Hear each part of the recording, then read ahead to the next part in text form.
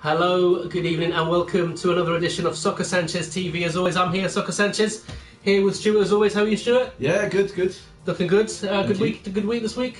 Yeah, I'm actually off from work, so decided to come down here and help you out with this video. Excellent, perfect. Now, the end of the season coming up, we decided to do a review of the Barclays Premier League.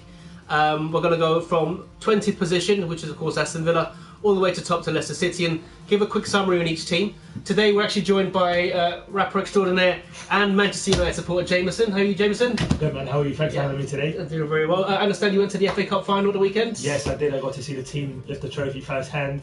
You know what I mean? You guys wouldn't know what that feels like. But I'll go into detail later on.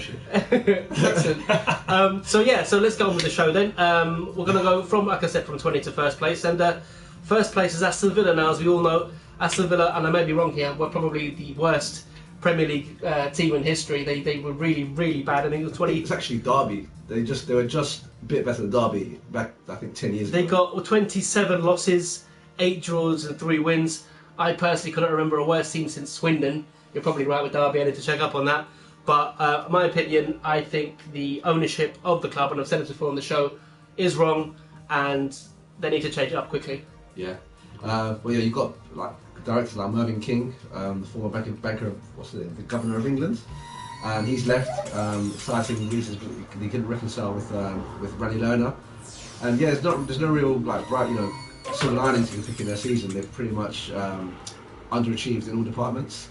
And I mean, the only good thing they can do is now look forward to Championship season and try and regroup, and try and get promoted from the Championship first time of asking, which is going to be a very hard ask.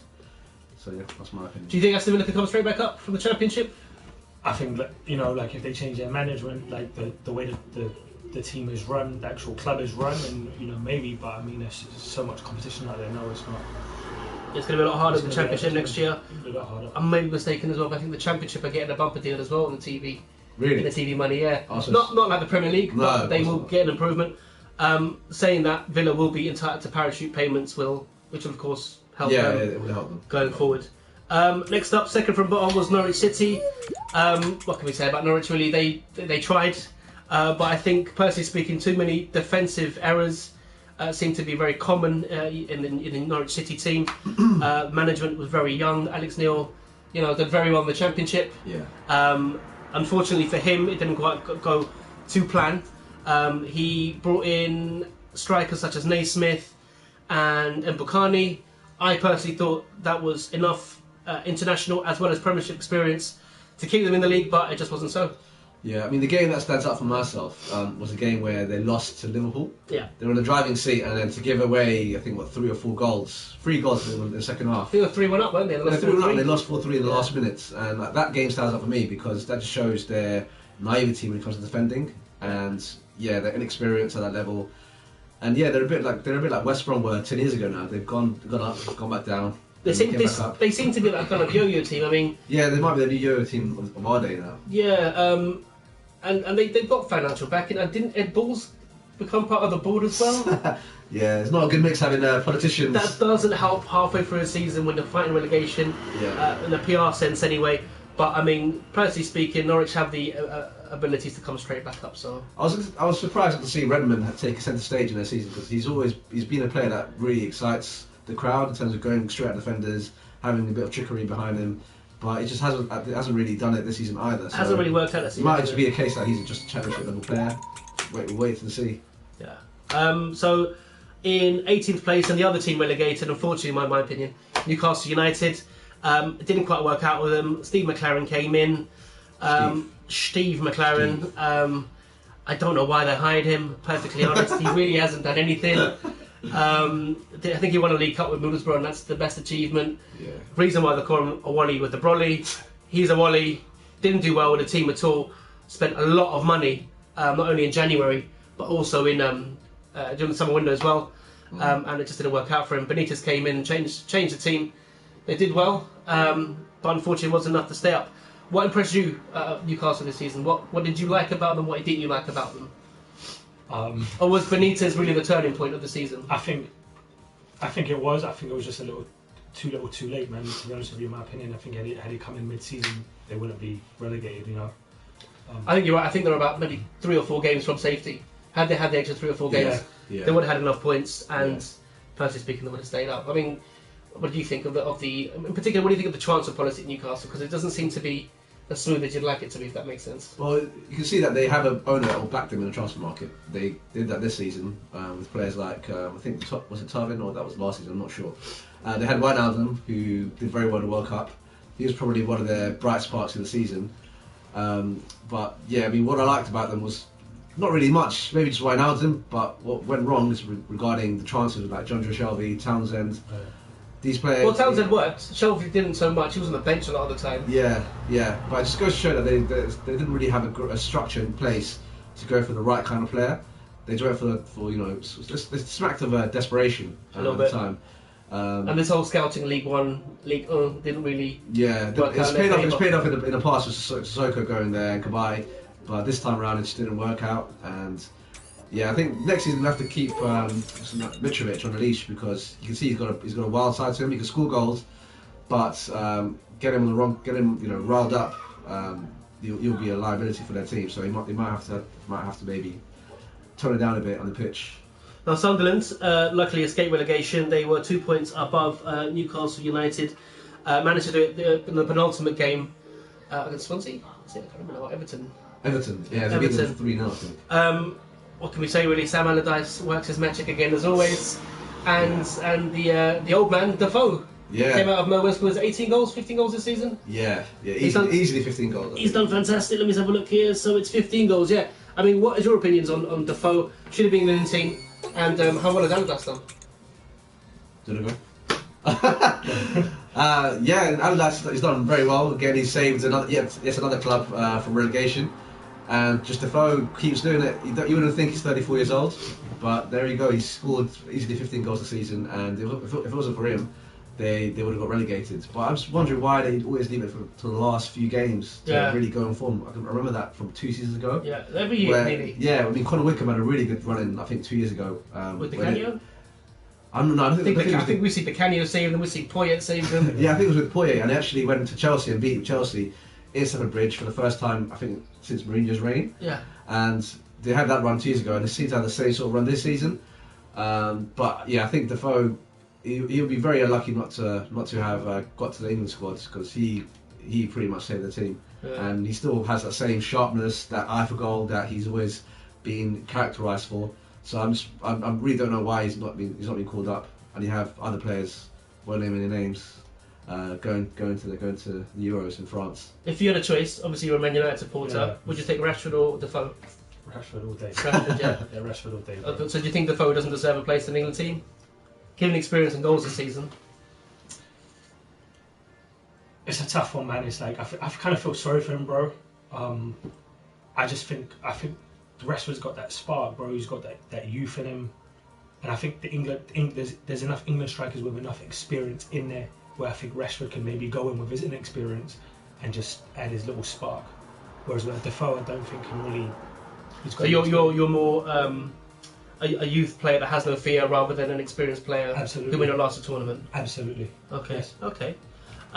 Quick hello to John Doe. How you doing, John? I'm hoping you're still watching. Hello from France. John Doe. Who do you support, John? Give us a shout. Who's been your favourite player of the Premier League? And we quickly move swiftly on to Bournemouth and Eddie Howe. First season in the Premier League, stadium of 12,000, I think it is. Yeah, I mean, personally speaking, I think Defoe done very well. Bournemouth done very well. And I'm very surprised they're 16th place, so many points above the relegation zone. If you two could compose yourselves. What's your opinion, Gordon, of Bournemouth this season? Been happy to watch You know them? what, bro? Haven't seen much of them. It's good to see another Scottish manager doing their thing with a Premier League team. He's Scottish. He's not Scottish. He's Scottish blood. Eddie Howe. He is Scottish blood. He's English. Is he? No, I think He's he's Scottish English. blood. Is he? Alex Neil from Norwich is. Nah, blood. Yo, check his birth, blood. John Doe, old type, man. We've got a new dimension He's to English. He's English. Let me check that. all one nation. So you like the manager? You like the manager? Allow him now. Okay. You know what? Honestly, I never watched much of Bournemouth. I saw the Man United game where they beat us, and you know, it looked decent. But really don't know too much about it. To be honest with you. No, fair enough. What about yourself? I mean, they lost Callum Wilson at the start of the season. Yeah, I mean, he was one player that looked like he was bound for a great season. He scored, I think, 2 or 3 goals before he got injured. But credit to Eddie Howe for bringing in players like Josh King, who was on the bench a lot of the time. He really stepped up to the mark. Players like Matt Ritchie, who did very well in the Championship last year, also contributed. And I think, you know, credit is due for Boric. He did very well in goal. I thought. He's done a lot of. He gets criticised a lot, but he's actually. But he's still playing in the Premier League. So yeah. I mean, there must be a reason why he's still there. Yeah, exactly. So he was another reason why they stayed up. It's always been proven that when you have a good goalkeeper, you'll keep clean sheets and you'll stay up because you're bound to score goals. Yeah. But yeah, Bournemouth are very good. Disappointed not to see Iturbe do well since he's moved from Roma on loan. So don't know what happened there, but I'm sure that they'll strengthen the summer and try and go from strength to strength and maybe aim for like mid-table safety. Okay. In 16th place, or 15th place, sorry, was Crystal Palace with 42 points. Alan Pardew worked his magic at Palace. It didn't quite work out with him at Newcastle. He's gone to Palace, had a good start to the season. First half, went on a good run. Last 3 months, it's kind of petered off a little bit. They haven't been as attacking as they have been at the start. I think they lost Balassi for a short space of time as well. Balassi was injured, so that really did affect them. Up front as well, it hasn't been good for them. They brought in Adebayor. He hasn't quite hit the heights as they might have expected him to. I mean, what did you think of Palace after watching the FA Cup and generally the season? They're a solid team, man. You know what I'm saying? Pardew's worked his magic. I think he's been good for the club. Watching them on Saturday, they kind of sat back a bit. Apart from Jason Puncheon's goal over the weekend, there really wasn't that much spark. I was talking to a Palace fan, and he was kind of disappointed that like they didn't really show up when we turn up on Saturday. Some of the bigger players, Balassi didn't really show up. Yeah. And I think towards the end of the season in the Premiership, I think knowing that they were like in the semi-finals and going to the finals of the FA Cup, they kind of allowed the Premier League a little bit to focus on winning their like major trophy in such a long time. So maybe towards the end when they kind of drop points, I think that's been the story. That's been the story of their season. Really, inconsistency. They seem to start brightly and kind of fade out a little bit. Yeah. And I think that really has been what their season has been like. Was the same. They were like on fire for the first part of the season. Yeah.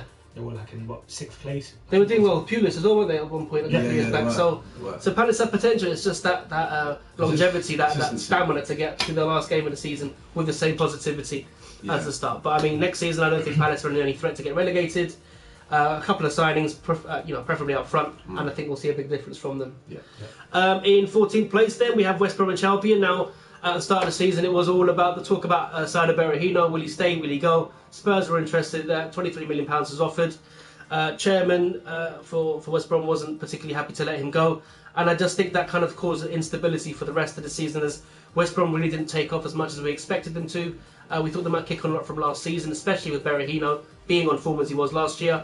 And it's unfortunate, really, that it seems like his attitude is letting down this year. Yeah, big time. You just go. You probably think to yourself, what if Rondon and Berahino have been playing up front? You know, both. Rondon definitely seems like a really good player, but with Berahino on form, they might have aimed for maybe Europa League places. But yeah, I think the only good thing from this season has probably been Rondon has done well. He's fitted well in the team and is also acclimatised to the Premier League fairly easily. So I think for next season he'll be aiming to maybe get to double figures probably by January, February, and hopefully those goals would have propelled him to. For who, sorry? Salomon Rondon. Berahino, he's a player that I don't know. He needs to decide if he's going to force a move or is he going to stay and put up and shut up. He seems to be a player that could definitely do well at West Brom, but his attitude has obviously let him down. Add in maybe a creative midfielder to chip in goals there as well. You'll see a good West Brom next season. It is an ageing team, so I do think they need a lot, maybe about 4 or 5 players. Yeah. And I know they have a very good academy as well. Leko's one particular striker he's 17 years old, very good player coming through the system. But I think you're right. I think they do need changes. Berahino issue didn't work out, and the thing that bothers me slightly is last season. I think it's David Pearce. Dave Pearce is the chairman of West Brom. He rejected a £23 million bid for Berahino, and on the Not from Spurs. from Tottenham. Yeah. And then an article came out last night that West Brom or Palace might sign him for £7 million. So it's kind of, you know, he kept a player who didn't want to stay. It was clear he didn't want to stay. He didn't do much in the season, and unfortunately for them, it just hasn't. In this day and age, if a player wants to leave, he'll probably go out and go on strike or just not do what he's asked for on the pitch. So you might as well just get rid of a player like that. Yeah, true. And just get the money for it. That's the market we live in. It's not like it was back in the 80s where you can just literally have a word with him, get him to stay. It's not like that anymore. As we move on to 13th place then, Watford finished on 45 points. Well, what can we say really? Kike Flores, in my opinion, did a fantastic job with them. As we said there, they reached 13th place. I wouldn't have really expected much other than, you know, safety in the Premier League. Unfortunately, Kike Flores is now gone, but he has he has to give a lot of thanks there to Troy Deeney and Igalo for firing the Watford team up to the heights of, you know, the top 8 in the Premier League at the start of the year. Haven't quite sustained that start to finish in the top half. But I think they've done fantastically well, and it's a pity to see Kike Flores leave. Yeah, big time. I think players like Ake at the back had a really good season on loan from Chelsea. I think with a solid defence like him and Gomez, who probably was one of their best players as well, that allowed them to, you know, go up front and express themselves in the form of Igalo and Troy Deeney. So the whole combination of good defence and a solid attack definitely helped out. But we have to wait and see whether or not Matsari changes that and maybe brings in some of his own players and gets rid of players like Igalo, who will be in demand now in the summer, and what they'll do to replace Ake, who's gone probably back to Chelsea, I think. He was on loan at Watford, wasn't he? I think he was on loan, yeah. So we're interested to see what Matsari has to say about that and whether or not, you know, players with Udinese, seeing as the Potter family own Watford's, players from Udinese maybe might be tempted to go to Watford now that they're an established team in the Premier League. So yeah, we have to wait and see now. Do you think Watford will sustain safety next season if they carry on the way they are? And was it a mistake firing Flores? I think so, man. If I was a Watford fan or as part of the Watford board, like what else would I expect? Champions League, like, you know what I'm saying? Like, really, they did their thing. Again, a little inconsistent. Is that management's fault? I don't think so. You know, I think it's a mistake that they fired him. But I mean, who else can take over and is going to do a better job? Really, you know what I'm saying? Yeah. No, you're right. Yeah, I think they made a mistake there. We've seen a lot of teams get rid of their managers just for a change. Look at Moyes, look at Everton, look at Charlton and Kirbishley. Sometimes it can be a danger to get rid of that player, but it will be interesting to see who they bring in, who they think is better than Kike Flores. Maybe there was a problem with personal problems with the board, who knows?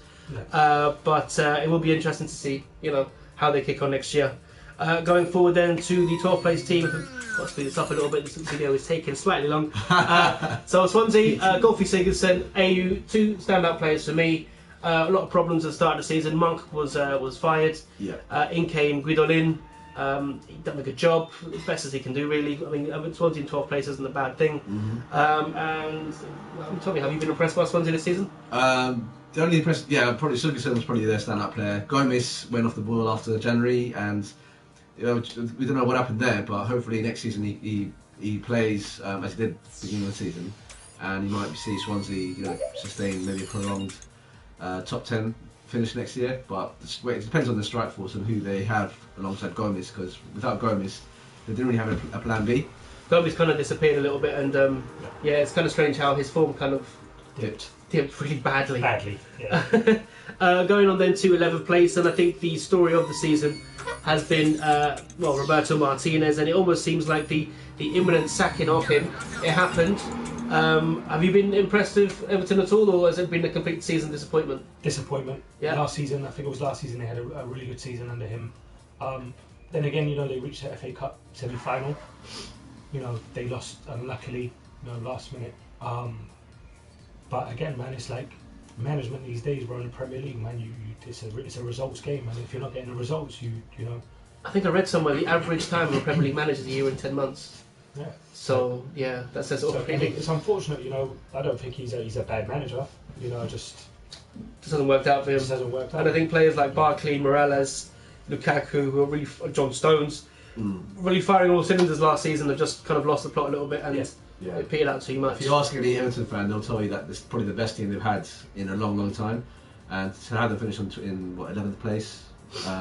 That's true. Just basically smacks of disappointment. It probably is the best team they've had in a long, long time. So yeah, I mean, there's hope there. Obviously, there's a good team there, but whether or not they can keep them over the summer, that's another question. And you know, with a standout performance in the England team, you might see players like Barkley and Stones leaving.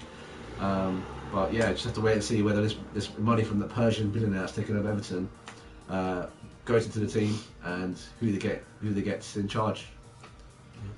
To the place, so we've got to come to the top half of the table. Chelsea. Yeah. What can we say? The ultimate capitulation of champions from hero to zero. What can we say? 10th place. I think it's disgraceful, really. The players are good enough to finish in Champions League positions, and it just seemed like they didn't want to do it, whether it be for themselves, problems with the backroom staff, or who knows, the fans. I don't know. It just wasn't right. The fact they actually did come out and play against Spurs shows that they do have that ability, of course, that they are the champions. But I mean, what did you make of Chelsea this season? It's been a complete and utter disaster, in my opinion. Disastrous, man. I don't think since I've started watching football have I seen a team win and be so strong and then just obliterate, man. Yeah. And it's not a case of skill or technique, because they have that. Oh no, they've got a wealth of experience, skill, talent. But I don't know. I think something must happen. Well, we obviously don't see it in the back doors, you know what I'm saying? Obviously the Mourinho situation, him getting fired and stuff. I don't know. I don't have any answers. It was just terrible, man. Yeah. It was, I mean, from a Man United perspective, it was great to see, but you know what I'm saying? What do you think? What you saw? Well, there's not really much to see, was there? There was players like not giving their all. It took a whole 36 games to see, you know, a solid, combative Chelsea play against Tottenham. And they didn't win. And they didn't win, but you saw that they had that move aside to them at last. Yeah. And they just fell short on every occasion. Yeah. And the players they obviously didn't get the right kind of players in the summer when you had players like Baba Rahman coming in as left back. The whole players like Falcao, who sadly didn't live up to the expectation. So yeah, I mean, you know, if they get a few new recruits, like a lot of other teams, you'll see Chelsea back up there, and they have a new manager in Conte. So maybe after the whole Euros, you'll see Chelsea come up from the ashes. They've offered Terry a new deal as well. New one did. Yeah. Terry's accepted, hasn't he? Yeah. He's accepted the new deal. Morten Cuadrado is looking maybe coming back to Chelsea because Conte is quite interested in using him next season. But I think you're right. I mean, what was the Alex Pato deal about? Nothing really. Nothing. What was that about? I mean, desperation again. Yeah, Desperation. Complete desperation for a team like Chelsea. You don't think they have to be desperate, but it just seems like it's just gone out the window. Whatever they had there a couple of years ago is not there anymore. Yeah. And they are the ones who need rebuilding now. Really, it's quite shocking how badly they've dropped. Stoke City, very impressed with them. Mark Hughes, I like a lot. A lot of the players, ex-Barcelona players, and it seems to be working because they are playing very good, attractive football. Yeah. Personally speaking, I don't know why Bohan was dropped, but I think he's one of their better players. I think he said Joselu was the one kind of taking his position. But to name a few other players, Arnautovic was fantastic this season. Munies has had a good year as well. Shawcross has been quite solid, and in particular Jack Butland, I think, has shown himself to be a very, very good goalkeeper. Until he got injured. Until he got injured, obviously, yeah. You're going to be going to the Euros had he not got injured. What I find interesting is how some teams have a certain connection with certain backgrounds. Like for Newcastle, it's always going to be Ligue 1, around France. Stoke is always going to be Barcelona. It's not a bad connection. It's not a really bad connection with La Masia Academy. And we just have to wait and see who they bring in from Barcelona B team next year. There'll be someone they'll be linked with, maybe Mouni Haddadi. Maybe the retiring ones. Maybe you'll see Xavi. Imagine players like that. Imagine that. Yeah, imagine that. So moving up now to Liverpool, and it's been the season of Jurgen Klopp. He's been a ray of sunshine in the Premier League. Rock and roll Klopp. What do you think of him?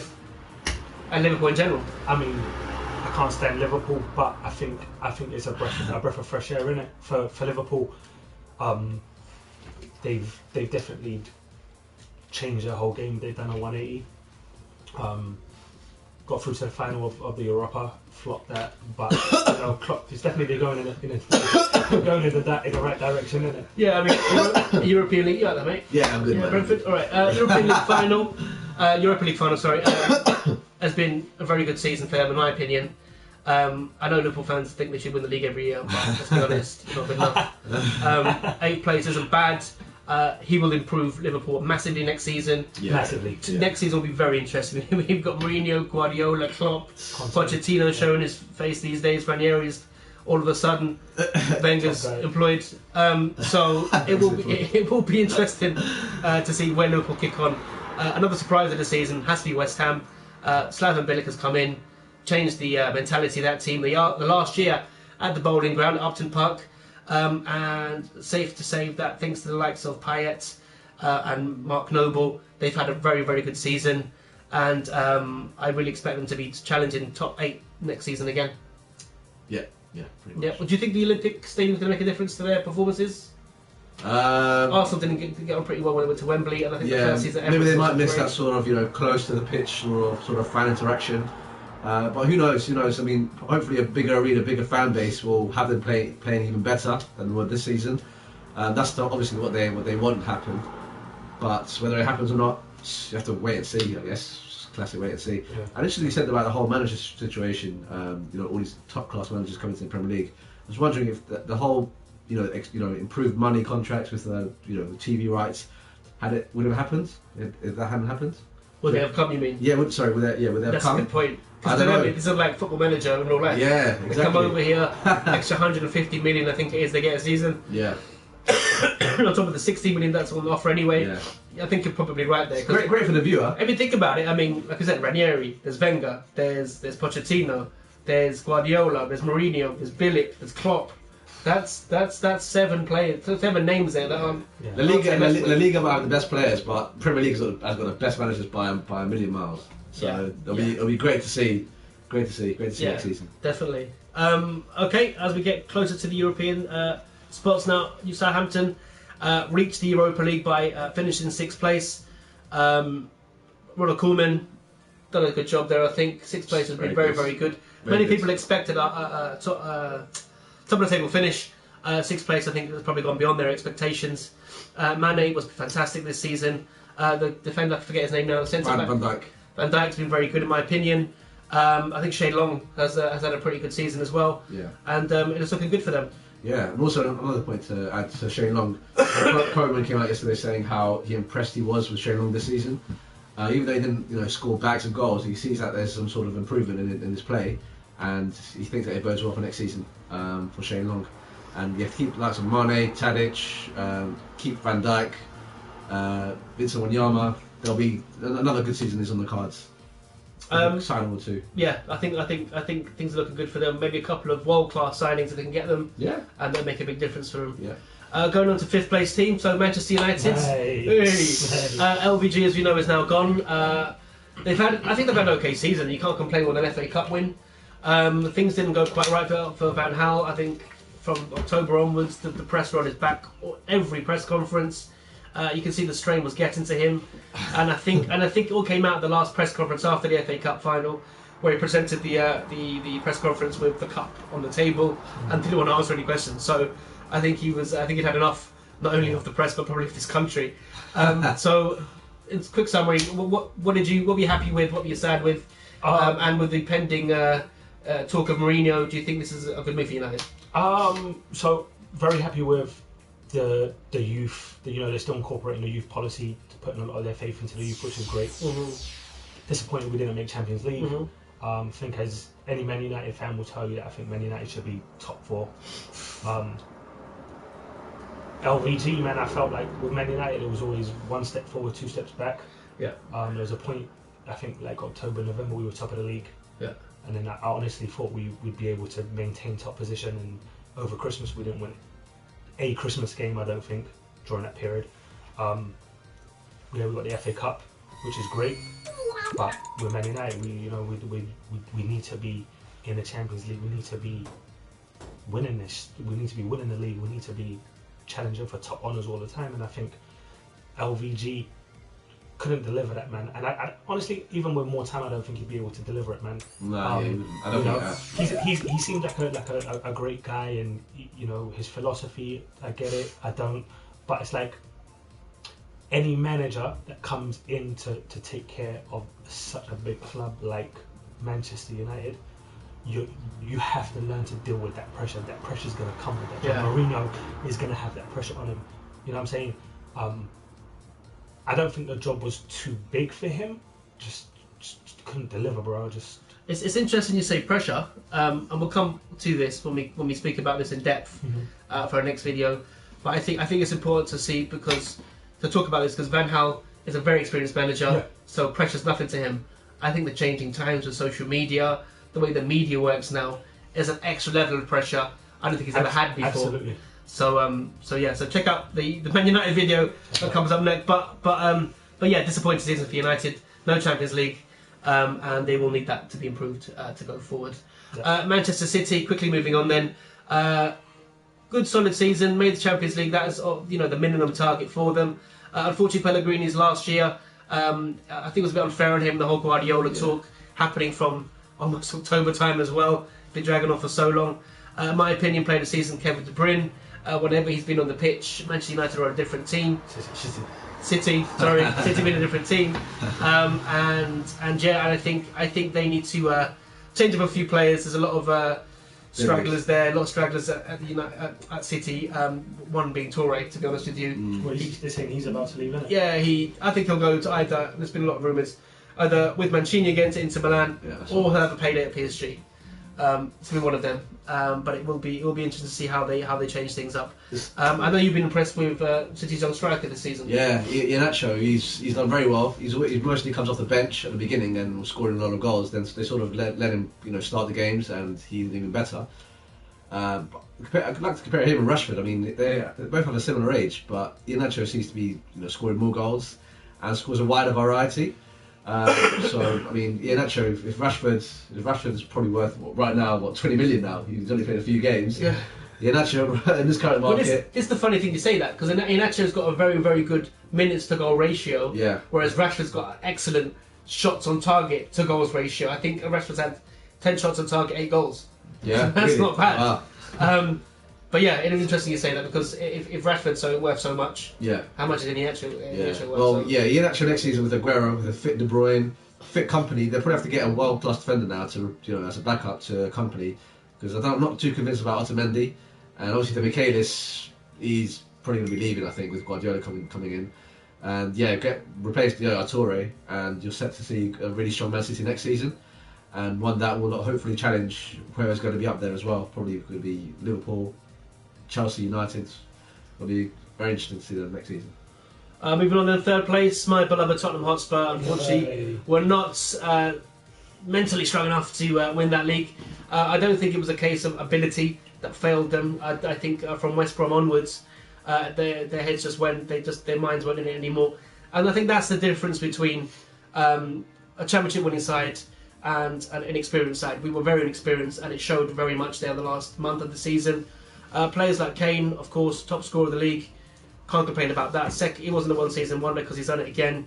Dele Alli, £5 million, absolute bargain. Yeah. Is absolutely smacking it with England training. I don't know if you've seen the videos this week, but he's been absolutely rinsing all the England players. He's been a fantastic addition to our team.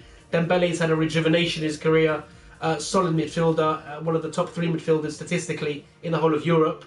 And although the disappointment of coming third was harsh, and them lot down the road finished second, you can't be dismayed at the way we've played. We're always hoping to reach top 4, and we've reached third comfortably. Yeah. I mean, what did you think of the young team? Bro, honestly, man, probably like my team of the season, man, because it's just if I were a Tottenham fan, I'd take away from this season that going forward, there's going to be a lot of positivity in that team. You know what I'm saying? It's like you talk about the likes of like Man United and like City and Southampton, and that need to improve their squads.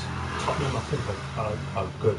Like they can come out with the same squad next season, and I think they'll do just as well, just because as a unit they're very good. They're very very young, and they've been able to do what United haven't been able to do, finish their chances and finish games off which I think has been the key to them nearly winning the league. A little unfortunate, but I definitely think as a Tottenham fan, I don't think anyone's got anything to worry about. Yeah, I think you're right. I think the fact that they're young, theoretically speaking, they shouldn't get worse. If anything, they should only get better. Because they'll be building that experience as well. Exactly. But part of that experience is getting close to the league, getting close to a final, and losing or winning. They need that. They need to go through that, and that's what they're missing. And I think that's why their heads went against Chelsea, Southampton, and Newcastle. To be honest, they just weren't mentally strong enough. But that, as you say, will come with experience. I mean, what did you think of Spurs? Yeah, just echo Gordon's thoughts. I think they were really impressive. But whether or not, I think they'll have to add some more to their team for next season, because next season will be a much tougher ask. Because this season obviously had the likes of Chelsea struggling, United struggling, Liverpool struggling. Next season they'll have to do something even more. They've done a lot this season to improve, but they have to improve it again next season to get to finish third, to maintain maintain that spot, because it's going to be one hell of an ask, I think, next year. I think because of the young team and even there's more youngsters coming through, I don't think they need to spend that much in the summer. Yeah, definitely a new striker. I mean, Sun King-gyo, wasn't Son. Sorry. Son. Yeah, Son. I'd like to see Son playing a bigger part in Tottenham. I think he came off the bench quite a lot of times. Yeah. But he looks like a good player. He might be leaving. Huh? He might be leaving. Really? Yeah. To who? I don't know. Reports came out that he might be leaving. He said he's happy. I don't think Pochettino wants to sell him. But who would he go to? I don't know. But if they want to recoup the 22 million they spent on him, they need to sell him now before he plays on. And if he doesn't improve, then they're not going to get his money back. And that is what Levy relies on a lot. I heard he's gonna miss like a few games at the beginning of the season because of international duties. The Olympics. Oh yeah. He's still playing the Olympics, so he will miss. I mean, I saw the first few games when he moved to Tottenham, and he looked really good. Very lively, yeah. He was running loads. He was looking very sharp, and had an eye for goal. But we sad to see him. I think we should keep him. I think he just needs an extra year in the first year. So he can't ask for too much. Okay, if we go on to second place team, Wenger in, Wenger out. It's Arsenal. Apparently Arsenal had a bad season. Second place is bad. But yeah, I don't know what to say really. Arsenal just kind of do what they do, reach the top four, which is a trophy for them. And I don't know. It's really strange because Arsenal fans, and I've got a lot of Arsenal friends. Arsenal fans, I'm obviously checking on the internet and social media and Arsenal fan TV. It seems like the arguments are Wenger has to leave because he's not spending money, but Ranieri didn't have money. And they won the league. So is the problem Wenger's tactics or the fact that he doesn't spend money? And if he does have the money, who's he going to buy to improve the team? Now I know they bought Granit Xhaka from Borussia Mönchengladbach, 35 million. Personally speaking, he's no different to what they have already. I could be wrong. I need to watch more Bundesliga, I don't know. But I don't see anything particularly different about him compared to the likes of Ramsey, Cazorla and Wilshere, because he's really good apparently.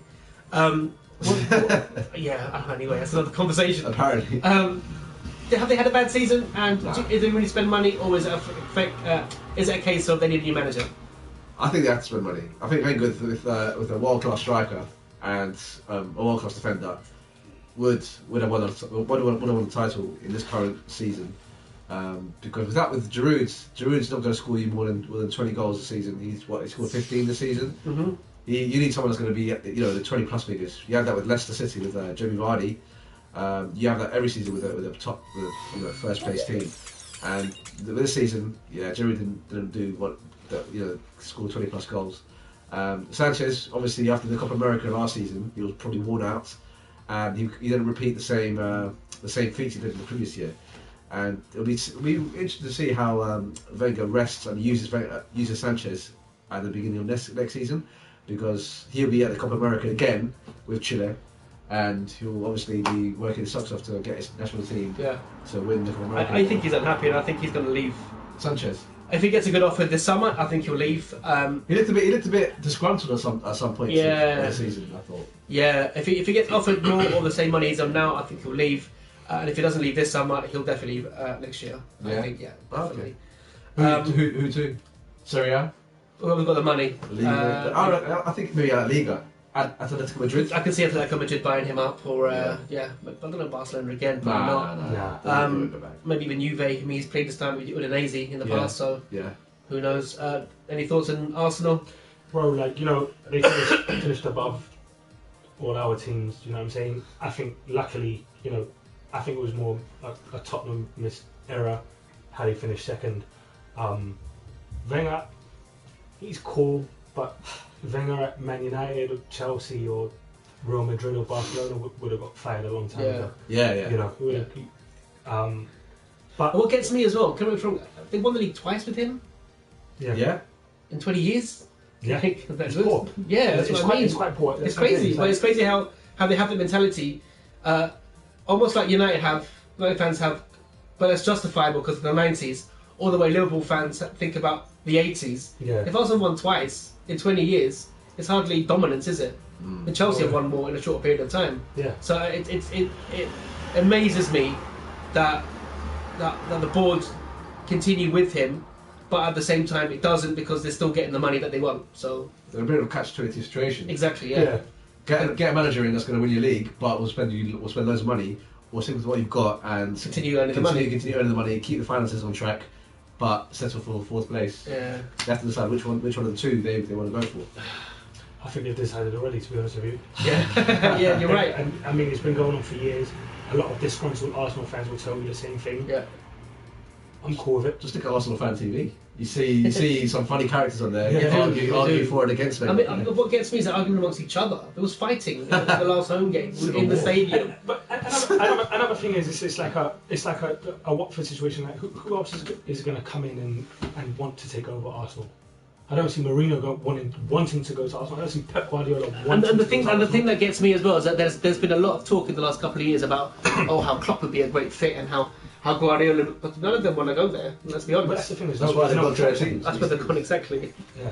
Anyway, believe Arsenal. They're Arsenal. They're going to be top four again next season, probably. Yeah. Good for them. Won a trophy. And finally, the story of the season: Leicester City. Two of the guys there, Mahrez and Vardy, have been absolutely immense. Vardy came second top scorer with 24 goals, and Mahrez won Player of the Season. What can we say, really? Story of Roy the Rovers, especially with Vardy. They didn't just win the league; they won it by 10 points. Yeah, comfortably. And I don't think they've lost since February. So they're not just some lucky Premier League winners. They won it outright. Yeah. What were your favourite bits of Leicester season? Favourite bits. Your favourite story.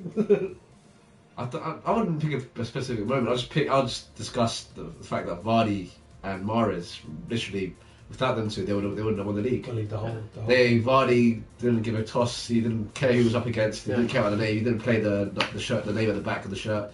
He just played who he saw against him and ran defence ragged. Mahrez again, with his silky footwork, just terrorised defences. Yeah. And I mean, there's no specific moment in the season I thought, wow, like, this is crazy. They were like that the whole season. And specifically, I think Ranieri, the way he changed their mentality, or not the mentality, the way they played from January going forward was credit to the manager. Because he before the season, you can see how he was playing against other teams. Yeah. He would sit back. He'd go forward, ping long balls, and get Vardy to chase those balls down. Yeah. Then he changed his approach and was happy to sit back and hit teams with the counter attack. And what comes to my mind is the game against Sunderland. It was 0-0 and sitting back in the whole game. Yeah. And then they called him bang straight up on a counter attack. Vardy both goals. Yeah, that's basically summed up for January going forward. And I think it's fantastic that he broke that record, Van Nistelrooy's record. Yeah. 11 straight games, I think it was. Against Man United as well. Against Man United, yeah. I thought it was a draw that game, wasn't it? Yeah, 1-1. Yeah, 1-1. But yeah, fantastic for them. Anything to say? I mean, no one really thought Ranieri was going to take them to the top of the league, did they? No, bro. First of all, congratulations, Jamie Vardy, on the marriage today. Good one. Second of all, I think I was one of the people, bro, that I didn't think Leicester would do it. When they got top of the league, I was like, all right, no one did. It's not going to happen. Skip my month. They didn't play the most attractive football. They're quite boring at times, but they got the results in it, and that's all you need, really, in it. And they got what our teams didn't really get. They were consistent. I love the way they work as a team. Seems from what you can see within the team, there's no egos. It's everyone is looked at the same way, and I think that reflects on the pitch. But like you said, I think there's just that counter-attacking, lob the ball up in it. Atletico Madrid style, isn't it? Really? Yeah. Possession game out the window, and just rely on the speed. Yeah, speed. Except the Real Madrid without the flair, and that's really it. And it won him, credit to Ranieri. He's never really won a trophy anywhere else. Not a league, yeah. So congrats to him, and I think that's a wonderful story. Will they be able to do it next year? I don't know. We don't know, innit? Who knows, bro? It's going to be so tight next year, but I don't think they'll have it as easy. Nah, definitely not. As they had it. Not to discredit them and say they had it easy. They didn't have it easy, but other teams not playing to their potential has helped them. Yeah. Yeah, it hasn't given them the league, but it's helped them. Yeah. Absolutely.